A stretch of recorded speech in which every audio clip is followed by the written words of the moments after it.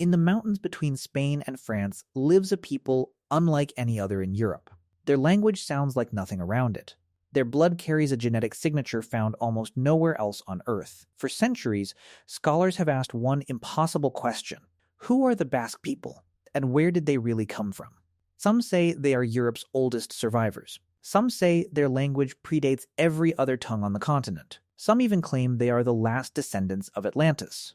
But what does the actual evidence say? Archaeology, linguistics, and ancient DNA are finally giving us answers. And the real story is stranger and more human than any myth. Let's dig into the true origins of the Basque people. The Basque country sits on the Bay of Biscay. It spans northern Spain and southwestern France. About 3 million people call this region home today. They call themselves Euskaldunak speakers of Euskara. Euskara is their language, and it's the heart of their identity. It's unrelated to Spanish, French, or any other European language. Linguists call it a language isolate. Basque names, songs, and sports go back centuries unchanged. Traditional sports like pelota and stone lifting are still practiced. Basque surnames often describe a house or a piece of land. That deep connection to place hints at something ancient. So how long have Basques actually lived in this exact spot? To answer that, we need to go back, way back. Not centuries, not millennia, tens of thousands of years. Long before Rome, long before writing, long before farming. We're heading into the last ice age. Europe was a very different place. Massive ice sheets covered most of the continent, but one region stayed livable, a warm pocket near the Pyrenees. Scientists call it the Franco-Cantabrian refuge. Small bands of hunter-gatherers sheltered here for thousands of years. This may be where the Basque story truly begins, but the language itself holds even bigger clues. Let's look at what makes Euskara so mysterious. Nearly every European language belongs to one giant family. Spanish, French, English, Russian, Greek, all Indo-European. That family arrived with waves of migration thousands of years ago. Euskara isn't part of that family at all. It shares no clear roots with Spanish or French. Words for knife, axe, and hoe come from an ancient root. But the word for lightning may be even older, from the Stone Age. That suggests Euskara may predate farming itself. So where did this strange language come from? One old theory linked it to the ancient Iberians. Iberian inscriptions use letters that look oddly familiar, but most linguists today say Basque and Iberian aren't related. Another theory points to the ancient Aquitanian language. Roman writers recorded Aquitanian names strikingly similar to Basque ones. This is the strongest linguistic link we have. It suggests Basque-like languages once covered a much wider area. Over time, Latin swallowed up all the neighboring languages. Only one pocket survived the Roman steamroller. The rugged Basque mountains protected it.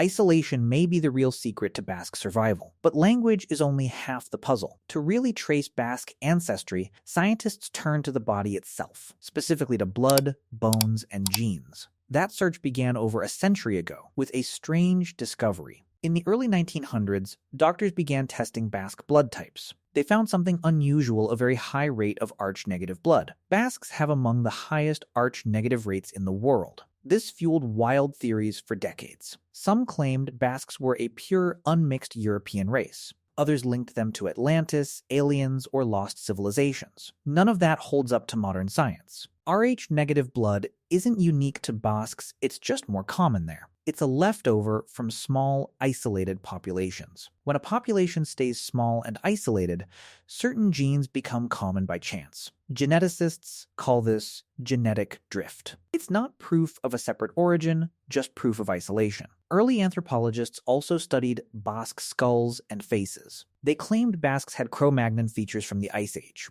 This idea became a popular myth in the 20th century. But skull shape is a poor way to trace ancestry. Modern science replaced guesswork with something far more precise.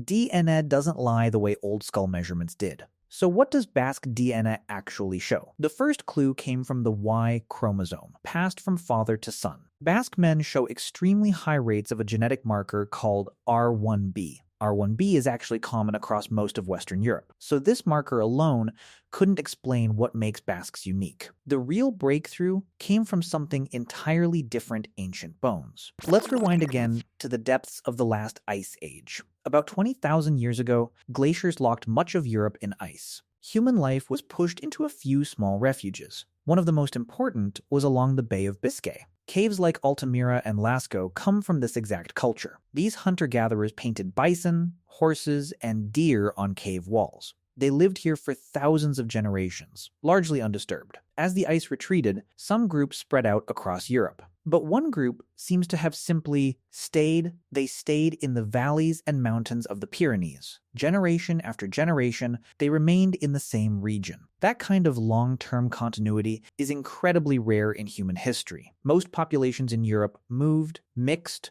or were replaced repeatedly. Massive migrations swept through the continent again and again. Farmers arrived from the Middle East around 7,000 years ago. Later, herders from the Eurasian steppe swept across Europe. These waves reshaped the DNA of almost every European population, except, it seems, in one mountainous corner. The Pyrenees acted like a wall against these giant migrations. Some waves slipped through, most did not. This is the leading scientific explanation today. Basques aren't an alien people or a lost race. They're most likely the descendants of Europe's earliest farmers with unusually little outside mixing since. But how do we actually know that? The answer lies in ancient bones. In 2015, researchers made a breakthrough discovery in northern Spain, at a site called El Portal in the Atapuerca caves. They recovered well-preserved DNA from 8 ancient skeletons. These individuals lived around 3,500 to 5,500 years ago. They were early farmers, not the original Ice Age hunters.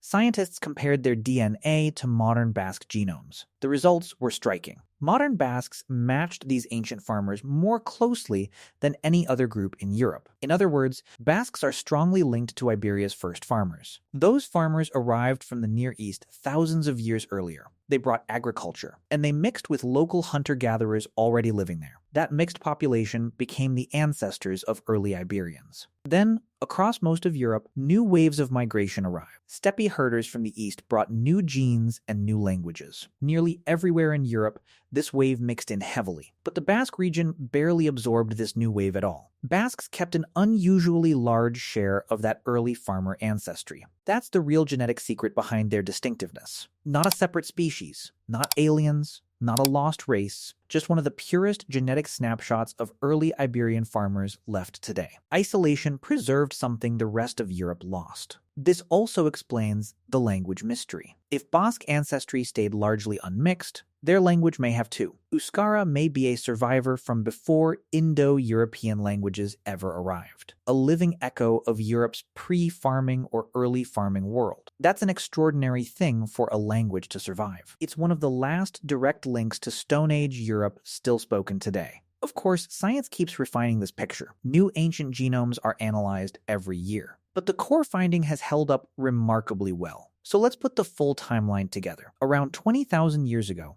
hunter-gatherers sheltered near the Pyrenees during the Ice Age. Around 7,000 years ago, farmers arrived from the Near East and mixed in. Around 5,000 years ago, steppe migrations reshaped most of Europe's genes. The Basque region absorbed only a small fraction of that wave. Geography did the rest: mountains, valleys, a defensible homeland. Isolation let their DNA, language, and culture develop on their own path. That's not mystical. That's just geography and time. But it's still remarkable. Few places on Earth preserve such a direct thread to the deep past. So are Basques the oldest people in Europe? Not exactly everyone in Europe has ancient ancestry. What's unique is how little that ancestry has been diluted. Basques are less a separate origin and more a preserved one, a rare, unbroken thread reaching back to Europe's earliest farming communities, and possibly in fragments of language even further back than that. That's what makes their story so valuable to science. It's a rare window into Europe's deep forgotten past. Today, this ancient heritage lives on in everyday Basque life.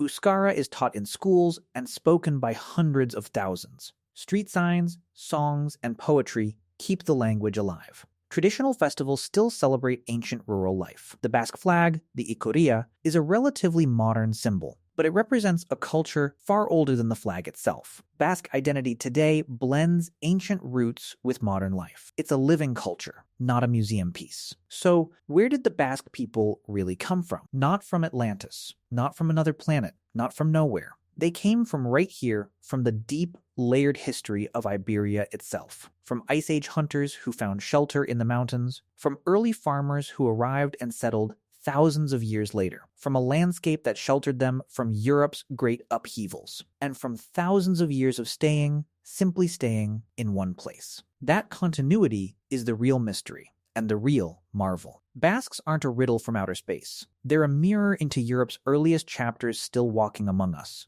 Their language, their genes, and their land tell one continuous story, a story of survival, isolation, and quiet endurance, written not in legend, but in language and in Dina. The true story of the Basques isn't a fantasy. It's one of the most remarkable true stories in Europe, and it's still being written today.